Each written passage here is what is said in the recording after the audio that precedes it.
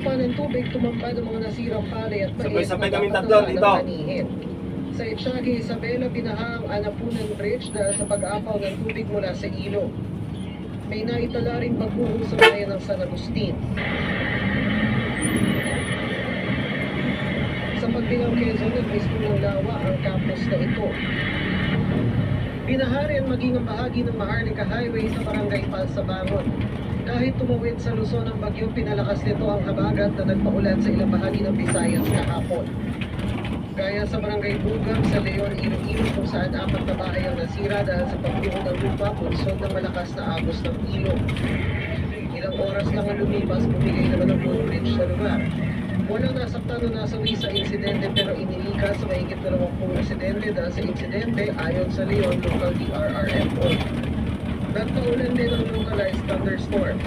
Sa Lapu-Lapu City sa Cebu, nabagsakan ng puno ang 3 bahay ng Lunes. Ayon sa mga residente, natutulog sila na mangyari ang pagbuho. Siguro dito nakabarog niya. Unlock na rin siya. Adun diri sa part. Ang mga bato o ang mga lapok ikan sa babaw.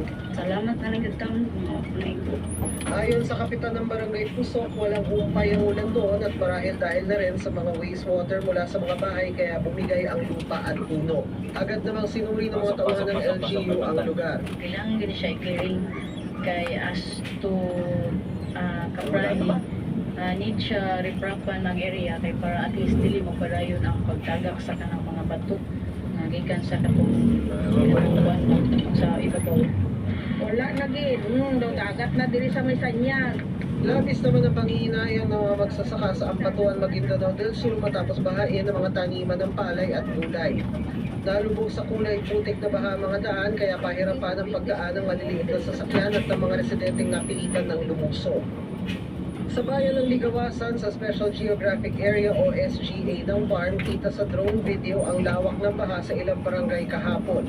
Hindi nakaligtas sa tubig ang mga pananim, gayon din ang mga kalsada at paaralan. Para sa GMA Integrated News, dahil natin kung nakatutok 24 oras. Handa nang lumigas ang mga nakatira sa mga baybayin at tabing ilog sa Cagayan kahit sa linggo pa posibleng maramdaman ang epekto ng bagyong Nando ayon sa Pag-asa. Sa isang ilog, pinangangabahang tuluyang masira ang dike. At mula po sa bayan ng Gonzaga, nakatutok live, Nico Wahid. Nico.